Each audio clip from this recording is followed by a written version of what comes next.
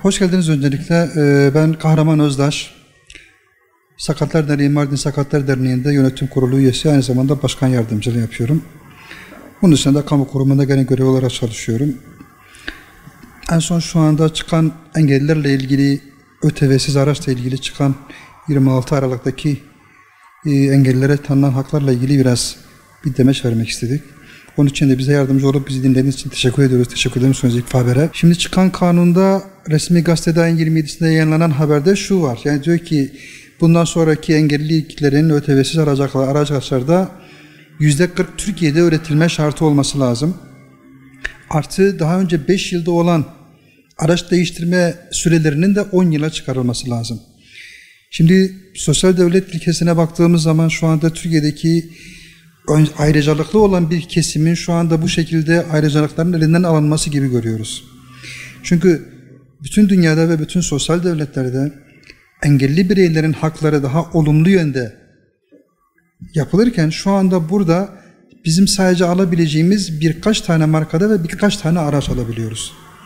Ve şu anda bize sunulan o araçlardaki durum da şu, şöyle bir hesaplama yaptım ben. Geçen sene Türkiye'de engelli raporu üzerinde alınan 120 ile 140 bin civarında bir araç var.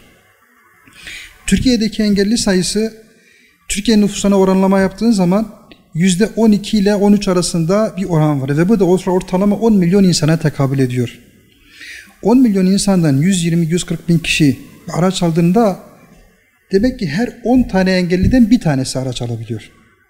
Şimdi 10 taneden bir tanesinin aldığı araçlarda ve şu anda o genelgedeki çıkan resmi gazetedeki haberden sonra baktığımızda alabileceğimiz araçların %80'inde tekerlekli sandalyeyi bile aracın bagajına koyamıyoruz. i30 gibi, Clio gibi, diğer birkaç tane şu anda tam ismini hatırlamıyorum, Fiat Egea gibi gerçekten tekerlekli sandalyenin bile içine giremeyeceği araçlar var.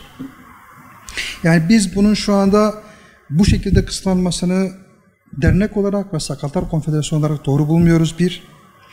İkincisi, sürenin 5 yıldan 10 yıla çıkarması gene ayrı bir şey. Çünkü şöyle, Türkiye şartlarını hepimiz biliyoruz. 5 yılda bir o araçların yenilendiği zaman en azından o engelli bireyler sanayiye gitmeden belli bir süre o aracı çok rahat kullanabiliyordu. Ama şu anda bu 10 yıla çıktığı zaman Türkiye'deki bu bize sunulan o listedeki araçların büyük bir kısmı 5 yıldan sonra zaten bir sürekli artık sanayiye gidip gelmek durumunda kalacağız. Yani ondan dolayı bizim talebimiz şu, sizin aracınızla ilgili yerlere, makamlara iletmek istiyoruz. Biz şu anda bu çıkan kanunun doğru olduğuna inanmıyoruz. Dernek olarak, konfederasyon olarak. Bunun en kısa zamanda geri adım atılmasını, yeni bir düzelmenin yapılmasını bekliyoruz. Çünkü en baştaki durum şu, daha önce diyor ki 1.6 motor ve istediğin şekilde arabayı alabilirsin diye bir durum vardı. Çok güzel bir uygulamaydı, kaldırıldı. Sonra bunlar belli bir işte 3 yaşından büyük arabayı yurt dışından getiremezsin olayı geldi, devam ediyor. Sonra belli bir limite getirildi.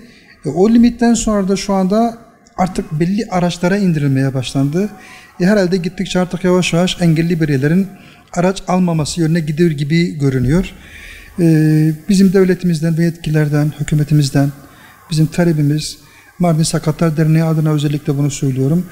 Bununla ilgili yeni bir güncellemenin yapılması, yeni bir düzeltilmenin yapılması ve toplumda öncelikli faydalanması, öncelikli ayrıcalık tanınan, pozitif ayrıcalık tanınan insanların bu pozitif ayrımcılığının devam etmesini istiyoruz. Özellikle mesela biz bütün resmi kurumlarda görüyoruz. Bu kurumda engelliler, 65 yaş üstü, şehit gazi yakınları gibi insanların ayrıntılı, öncelikli hizmet alacağı söyleniyor.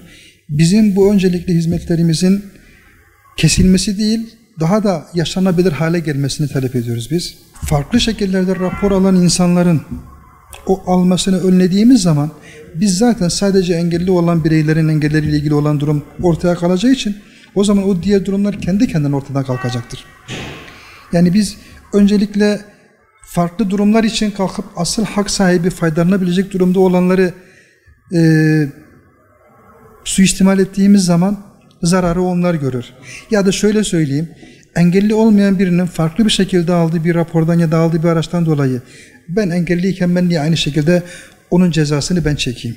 O yüzden hani bunlarla ilgili daha sıkı denetimler yapılsın, daha güçlü caydırıcı cezalar olsun. Ama kişilerin bu şekilde hani engelli kişilerimizin, engelli insanlarımızın da bu şekilde kısıtlanmasının önünün açılmasını istiyoruz.